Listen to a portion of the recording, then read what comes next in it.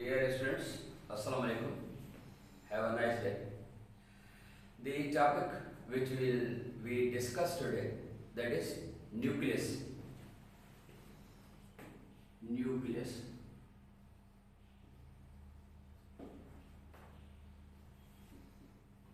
Nucleus, which is commonly called brain of cell. Nucleus is commonly called brain of the cell. Suppose this is a cell having this nucleus. Nucleus was discovered by Robert Brown in the year Robert Brown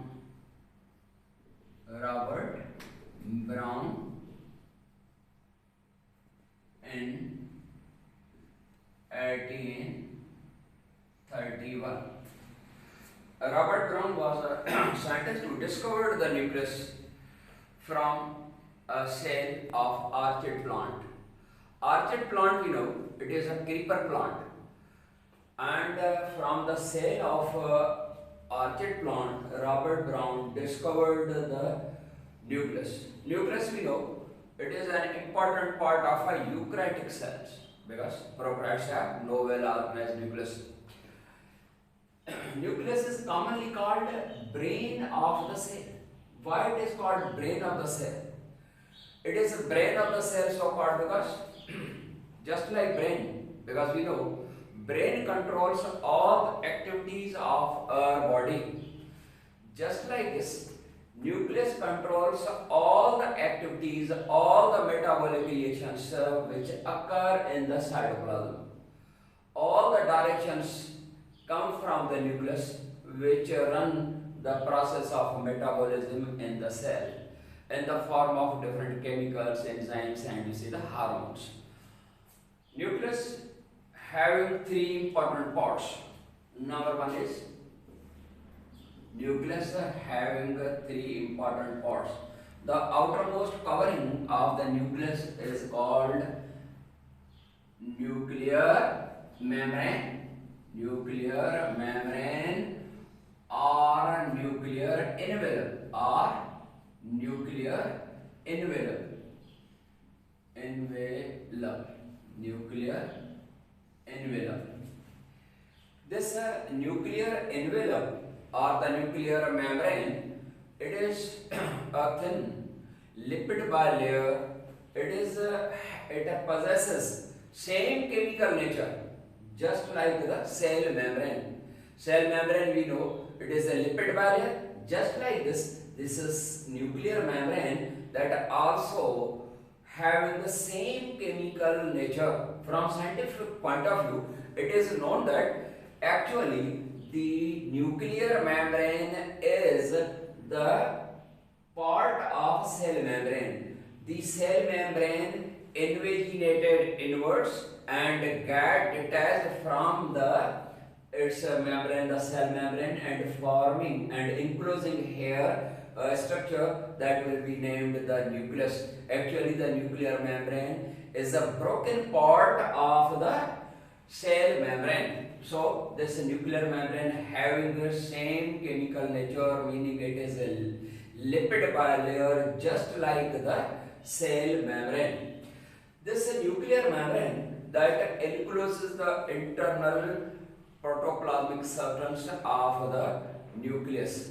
Because this nucleus, the nuclear material below, it is called nuclear material. This nuclear material or nucleoplasm and cytoplasm both are the part of the protoplasm, because we know nuclear material and the cytoplasmic material, they are collectively said as protoplasm. So this nuclear material is also a part of protoplasm.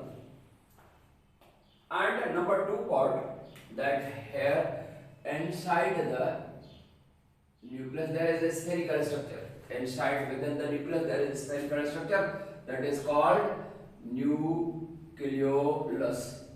For plural, nucleoli. Nucleolus is a spherical structure. This spherical structure is made up of proteins, and you see it produces ribosomes, meaning ribosomes are originated from the nucleolus. And number 3 is nucleoplasm. Nucleoplasm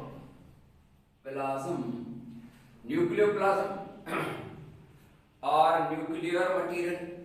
This nucleoplasm, it is a protein-rich substance inside the nucleus. Protein-rich material, the nucleoplasm. This nucleoplasm, it at the time of cell division, it changes its shape and to form thread-like bodies. These thread-like bodies are called chromosomes. Chromosomes, we know that these are the thread-like structures, thread-like bodies. These thread-like bodies are called the chromosome. Actually, the word chromosome, that is the combination of two words. Chromo and soma. Chromo meaning colors, and soma meaning body, meaning colored bodies. Actually, these are the thread-like structures, and you know chromosomes, they are thread-like in form. They become visible only at the time of the cell division, and the word chromosome is actually a misnomer, because chromosomes are not colored bodies. These are simple thread-like structures. They are colorless, and chromosomes, they were discovered by scientists who know, please. Walter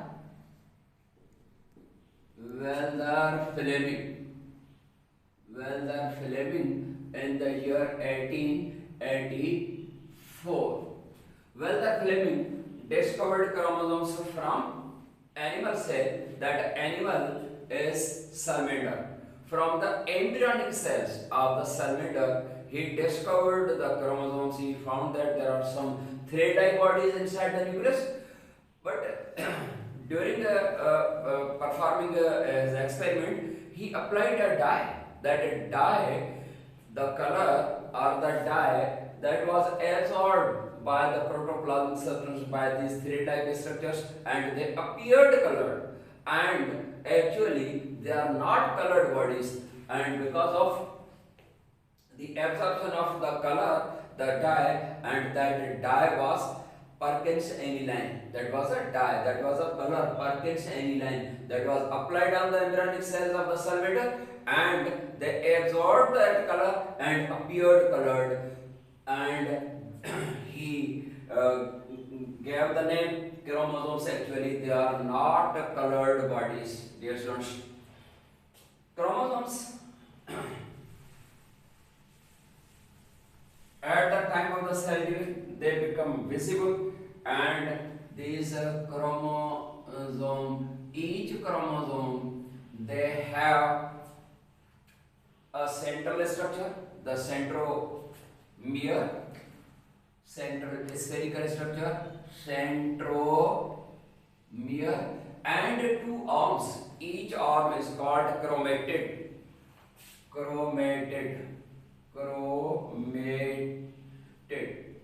This is chromatid, and this is second chromatid.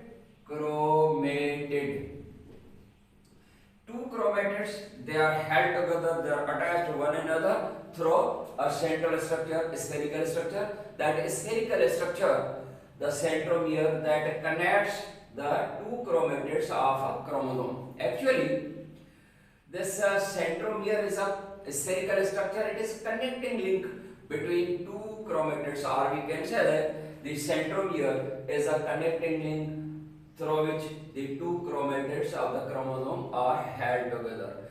Each chromatid is not a single, but each chromatid is, if we see this chromatid in the microscope of high magnification, it shows two filamentous structures. Each filamentous structure is called chromonyma. If this chromatid is seen in electron microscope of high magnification, we will observe that the chromatid is made up of, it consists of two filamentous, meaning thread-like structures. Each thread-like structure is called chromonyma. And for singular chromonymata. These are the two chromonymata which are not always found in the parallel form. They always not found in the parallel form. They remain coiled around each other.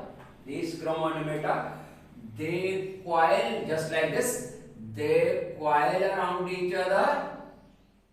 They coil around each other to form this structure. These chromonymata, they coil around each other and to form separate beaded structure. 1, 2, 3, 4, 5, 6, 7 and so on. These beaded structures or granulated structures are formed as a result of coiling of these chromonymata. The coiling of chromonymata result in the formation of separate granulated or beaded structures. Each beaded structure is called chromomere.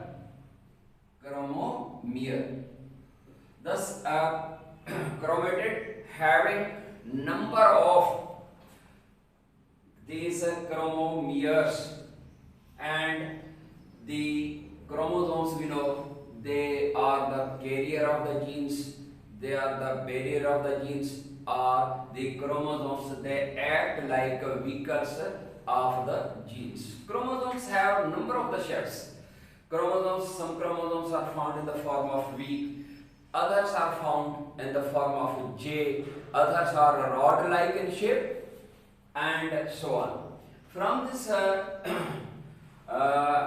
shape point of view, the chromosomes are classified.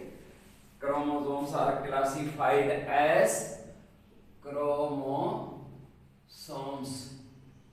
Chromosomes are classified into 4 types. This classification, that is based on the shape which the chromosome possesses. They are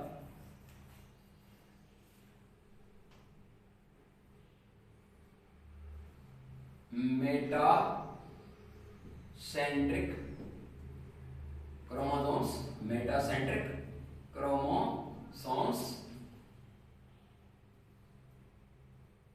submetacentric chromosomes,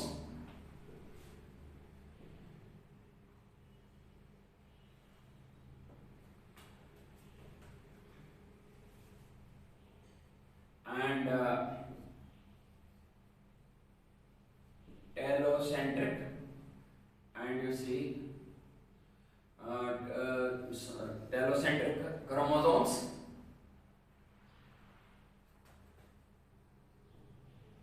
acrocentric chromosomes. These types of the chromosomes, they are on the basis of the structures which they possess.